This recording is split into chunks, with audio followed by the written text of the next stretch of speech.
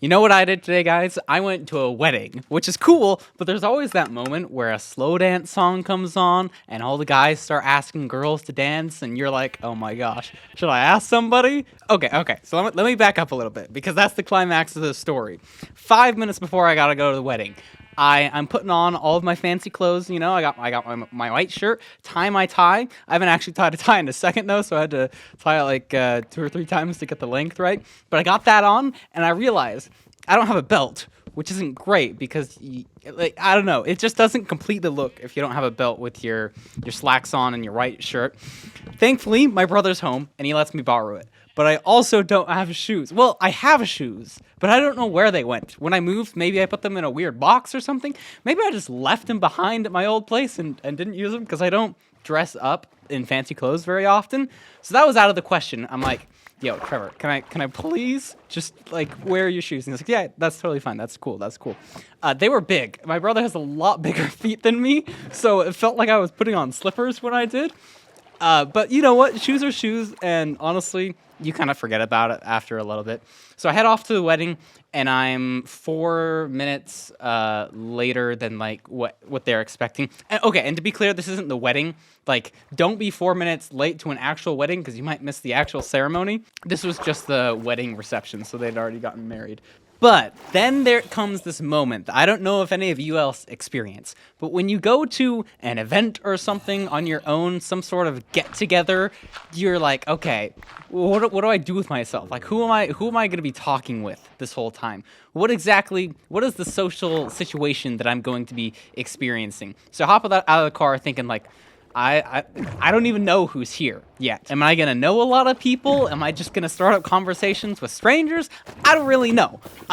Cool thing though, my buddy Nate, who I go on runs with, and we ran cross country together, and honestly, stud of a guy. He just like comes walking out of the parking lot the exact same moment I do, and it's like, oh my gosh, this is gonna be a party. And a party it is. Oh my gosh, so many like old friends that I don't see very often because everybody is like off doing school. It's crazy, dude. Everybody that I'm talking to, the conversation is just like, oh, where are you going to school? Oh, where are you going to school? What are you up to in life? I don't know. It's super cool to see everybody that you like experienced high school with, because it's just like a super big chunk of your life, and then you don't see those people like hardly at all. Well, at least in my situation. But what to do at a wedding other than stand around and talk? Well, I'll tell you what. Cornhole. Oh my gosh, dude. We played cornhole. That was so fun. I love little games like that, like spike ball and cornhole. If you've ever played those before, highly recommend. I played cornhole, not to the greatest of my abilities. It took a little moment to rev up the engine, so to speak, but by the end, I was decently happy with my cornhole play, and I won a game, so I'll take that. But I'm starting to get a little hungry at this point. I didn't eat dinner, which is probably a mistake. I was like planning in my head when I need to leave to get there on time and give myself time to get dressed and everything. I didn't calculate for food, so I just didn't eat. And then I show up at, what was it, like 5:30, and I haven't eaten since like morning lunch-ish. So I'm getting kind of peckish. But I have Invisalign, which is, it's like a retainer that you wear throughout the day, kind of like braces. So I don't know, it's just like a big inconvenience to take that off and wash it. And on top of that, I didn't bring my little case container to put my Invisalign in, so it's even more of an inconvenience. Like, where do I put my Invisalign if I'm gonna go eat? So I kind of just said to myself, I'm not gonna eat because, I don't know, it's too big of an inconvenience. I'll just take my Invisalign out when I get home. But no, I did cave. There were some scones there. I was chatting with some friends, and one of them was like, you know, I'm feeling a little peckish. I'm going to go get some food. And the scones, oh my gosh, dude, the scones looked too good. And they were too good. Oh my gosh, dude. Maybe it's because I was hungry. Maybe it's because I don't eat scones very much. Maybe it's a combination of both. But that was a dang good scone. They had this, like, strange, delicious extra butter. I don't even know what you'd call it. It was like flavored butter. Somebody know what I'm talking about? I feel like I'm going crazy. It was really good butter I put on this thing. The whole while I'm eating my delicious scone, I'm just chatting with people. I freaking love weddings, dude. Just sitting around, eating good food in good company. Not many better things in life than that. And also, dancing. Now, when it comes to dancing, it has become my theory that good dancing is just being confident. Like, to dance, all you need is confidence, because nobody really knows how to dance. Maybe there's that occasional person who's taken some dance classes and busts out some actually like wacko legit looking moves, but for the most part people just jump around. And for me, I like going to dances in high school and dances as I've gotten older at like weddings and stuff. It's really like, I don't know, there's always you have these like feelings of like, I don't know how to dance. Like, what the heck am I doing? And you feel so self-conscious with like how you're dancing, like whatever the heck you're doing. But the more that I go to, the more I internalize, like nobody really cares. The more you just let loose and just do whatever the heck you want your body to do, the more fun you have. So I've just like, dude, I was jamming out. I don't know what kind of dance moves they were, but they were dance moves, and I was having a blast. Me and my friend, the one who I met like really early on at the wedding, we we just started joking and came up with this, like, it's probably not a new dance, okay? But we did this thing where we would pretend to clean a window, and that was our dance. I think some of just like the most fun dancing to do is like imitating like stupid things you do in real life. Like, you know, the sprinkler? Okay, that's actually a bad example. But if you like, you know, like the shuffle when you like are like pretend walking, like kind of running in place, shuffling, like stuff like that. So what we did for this cleaning windows dance move is, okay, there's a couple steps to it. Step one, you got the spray, okay? That's how you always start cleaning a window. You spray it a couple times. Step two, wipe down the window. Or like mix around the soap on the window. Like really give it a thorough clean. Step three, squeegee the window. Make that thing super clean. And so the dance consists of holding out your arm, pretending to spray a bottle of something on the window. 3 squirts. You wipe 3 times, so once with the right, once with the left, back on the right, and then you do 3 squeegees. And that's all there is to it, you know, put in some flair into it if you're having fun. But it's just like stuff like that. It's like nobody, like that's not a real dance, but you're just having fun. And I feel like that's the best way to do dances. I've always said I have a couple dance moves. I can hit the Macarena, I can do a mad chicken dance, I can do a conga line, I can do a kick line, and the worm. Most of which, those are just like, you play a song that tells you what to do. Like the chicken dance, I guess not the chicken dance, but the Macarena, it's like, there's a dance associated with it. So you know exactly what you need to do. Those are the best, because you don't have to think about what kind of weird dance you're doing. Like, how am I moving my arms here? Unfortunately, there wasn't a chicken dance in there, but we did a conga line, which was kind of cool. My goal with every single dance is to start a conga line. I didn't start the conga line this time. Normally I'll do that with a friend. Like the conga line started by somebody else within like the first 3 dances. That's not something that usually happens, but I happily obliged, got in the conga line. That was kind of cool. But then we came to the dreaded moment. The slow song kicks in, and I'm like pretty comfortable dancing and looking like a fool. But when the slow song comes on, it's like, oh my gosh. The expectation is like, it's not fun and games dancing anymore. It's, okay, I'm making it out a lot weirder than it is. But with slow songs, nobody's like jumping around on their own. Everybody grabs a partner and does like a slow waltz, I guess, or the sway is usually the go-to. That's like the easiest dance move ever. But this is where I start to feel really self-conscious, because at the previous wedding, I was like, okay, you know what? If the slow song comes on, I should ask somebody to dance. And it came on, and I didn't ask anybody to dance. And I was like, oh, frick, dude.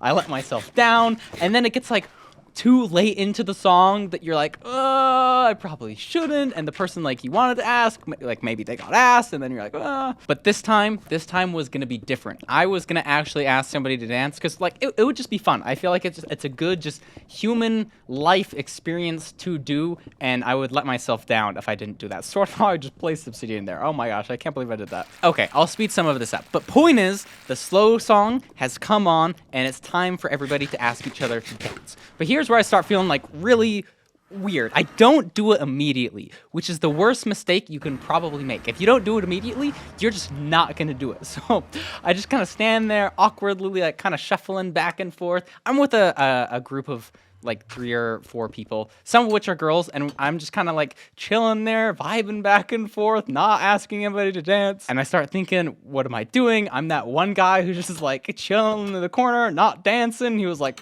partying before a slow song comes on, and he's just out of it. And then I'm like, you know, I kind of just drove myself. I can just go whenever I want to. I'm an adult now, so I guess I could just leave. But I think back to the previous wedding that I was at when the dance came on, and I didn't ask anybody to dance.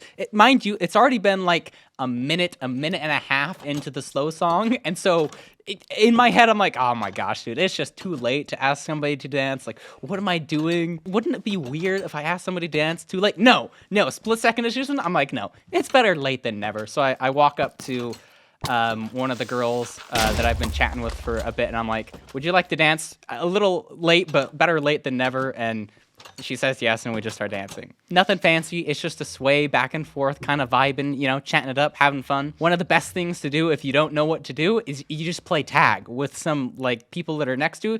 You're, like, swaying back and forth with your partner. You bump into another group, and you're like, tag, you're it. Eventually, the slow song ends, and the dancing resumes. It was kind of funny, too, because it was outdoor, and there was this big wooden platform that everybody was dancing on, but it was made out of plywood, and it wasn't very thick, so a mosh pit formed, and you know what a mosh pit is, right? It's like just a large cluster of people jumping up and down in the center of the dance floor. Not very good for plywood. That plywood started like cracking and sagging, and they had to stop the music and be like, okay guys, stop jumping in the middle, spread out, spread out. We even had to move the dance onto the actual grass instead of the like temporary plywood thing, because it was just gonna break, dude. We were going crazy. So if you're at an event like that, would recommend going to dance, even if you don't know what the heck you're doing. It's all about confidence. Like, nobody should be coming up to you and saying like, what the heck are you doing, dude? Your dance moves are weird. If they say that, first of all, just like leave that. That's just not good company. So I've come home from the dance and getting ready to watch the MCSR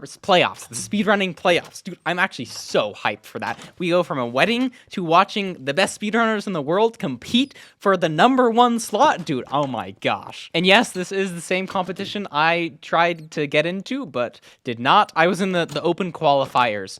Just barely, and it's actually the second season, and this is the second time I've failed. So, not the best track record, but the first time, I lost both my first 2 matches. Not very good. This time, I won my first 2 matches, and then lost the 2. So, we are making progress. Hopefully next time I can get into it. That's actually what I was wanting this commentary to be about, but my footage doesn't have any sound, and I didn't really like that. When this video comes out, the playoffs should be going for the next couple hours. I don't know exactly how long, but there's 8 people, the 8 best speedrunners, and it's actually kind of sad. One of the people I was rooting for, Danny Boy, got out on like the very last round, but I still have 2 people I'm rooting for. Silver, who is actually the person who taught me how to zero cycle. So Sensei Silver, that's who we're voting for, and Dugile, who is just like cracked out the wazoo. I just love watching this play. He's actually the person who had the world record before the current one. You might have seen his videos on telebridging. He's like, it's kind of funny. He went from like